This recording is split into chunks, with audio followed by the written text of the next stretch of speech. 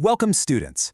So if you're staring down your upcoming educational psychology exam right now and feeling, well, totally overwhelmed, you are in the exact right place. Think of this explainer as your ultimate exam prep masterclass. We're going to take your dense, kind of confusing lecture notes and transform them into clear, easy-to-understand cheat codes for your finals. I'll break everything down step by step in plain English, basically treating it like you know absolutely nothing about EdPsych just yet. By the time we're done, you're going to have the exact structure you need to score super easy points on those tricky multiple-choice questions and totally ace those short essay prompts. Let's get right into it. Here's our roadmap for today's study session. We're tackling 3 major topics that examiners absolutely love to test you on. 1. Measuring understanding with Bloom's taxonomy. 2. The 4 learning styles. And 3. Factors that affect learning. Knowing this agenda tells you exactly what concepts we're unpacking, so keep these 3 buckets in the back of your mind as we go. Okay, Section 1. Measuring understanding with Bloom's taxonomy. Let's dive straight into our first major exam topic: how teachers actually measure if you understand a concept. This is a massive foundation of educational psychology, so you definitely want to lock this in.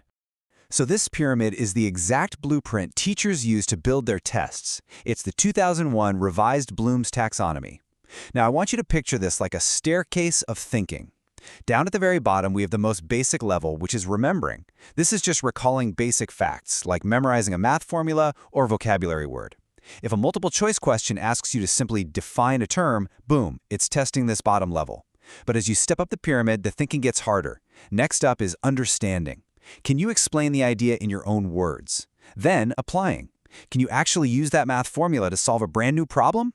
Above that is analyzing, which is breaking information down into smaller parts to see how they all relate. Then, evaluating. That's making judgments and defending a decision. And finally, right at the very peak, we have creating. This is when you generate something completely original and new, like designing a brand new science experiment entirely from scratch. Basically, teachers use this pyramid to decide exactly how difficult their exam question should be. So the main idea is that Bloom's taxonomy is just a classification of thinking, organized by complexity. It goes from basic memorization down at the bottom all the way up to creative problem-solving at the top. For your exam, just remember that it gives teachers a super simple step-by-step structure to create all those different kinds of test questions you're going to face. Moving on to Section 2, the 4 learning styles. Now what's really interesting here is how we all take in and express information totally differently. And heads up, this is a hugely popular topic for short essay questions. Before we break down the 4 specific methods that literally always show up on tests, I want you to ask yourself a quick question. How do you learn best? Like when you study, do you prefer looking at pictures, listening to someone talk, reading a thick textbook, or actually building something with your hands? Keep your own habits in mind here, because tying these concepts to your personal life makes them so much easier to remember when you're sitting in the exam hall. First up, we have visual learning. The core point here is learning through seeing. Repeat that to yourself. Visual equals seeing. Visual learners process info best when it's displayed right in front of their eyes. So, if you're a visual learner, you thrive on diagrams, charts, and videos. An everyday classroom example would be rewriting your notes using different colored highlighters, drawing little symbols next to key points, or even changing the spatial arrangement of the text on your page. So, if you get a multiple-choice question about a student who relies on drawing mind maps to study, you instantly know the answer is visual learning. The second style is auditory learning. The key point here is learning through listening. Auditory equals hearing. These students learn best by hearing information spoken out loud, so they do incredibly well in traditional lecture halls and discussion groups.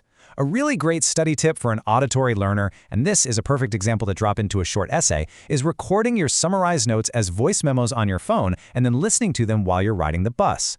Auditory learners also benefit massively from paying close attention to the professor's tone of voice, because those verbal cues really help them lock the concepts into their memory.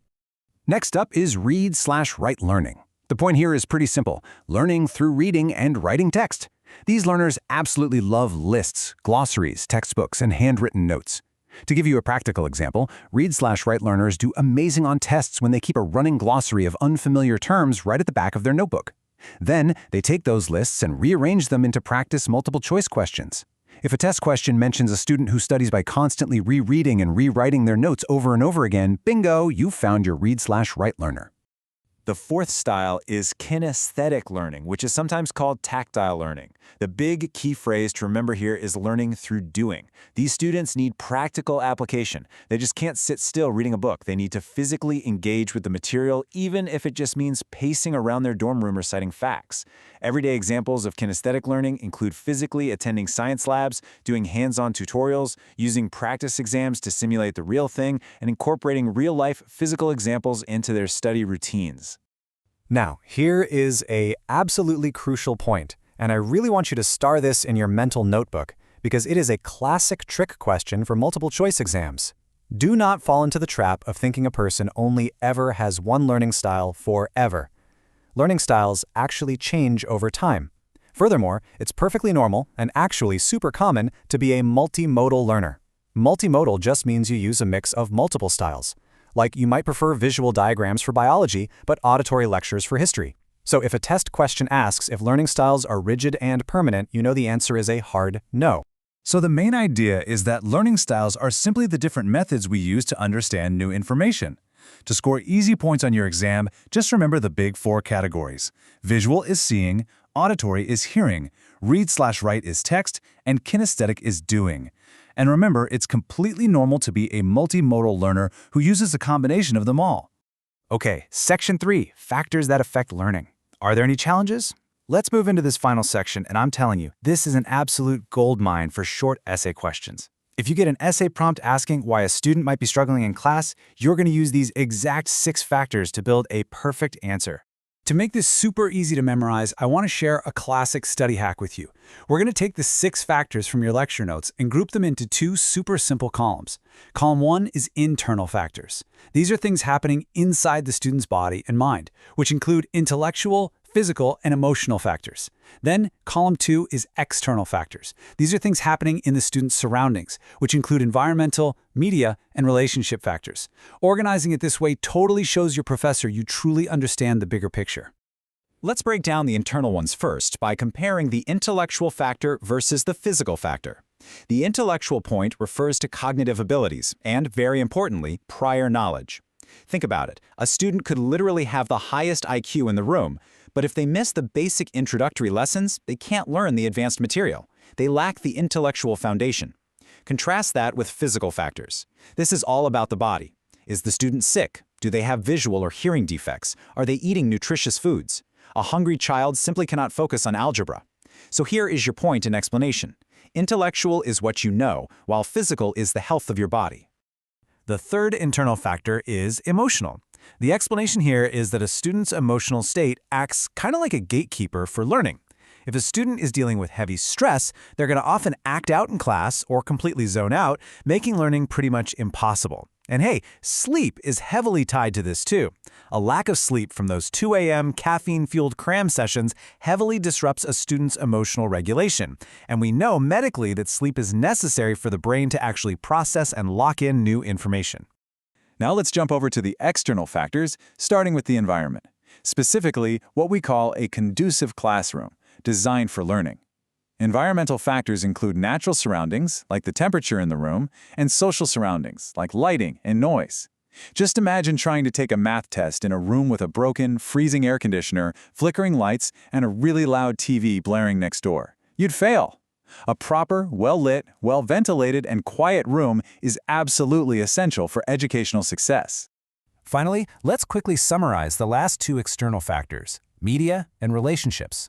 The media factor looks at the text, printed materials, and the modern electronic media a student consumes, which can either really help or heavily distract from learning. Then there's the relationship factor, which is huge.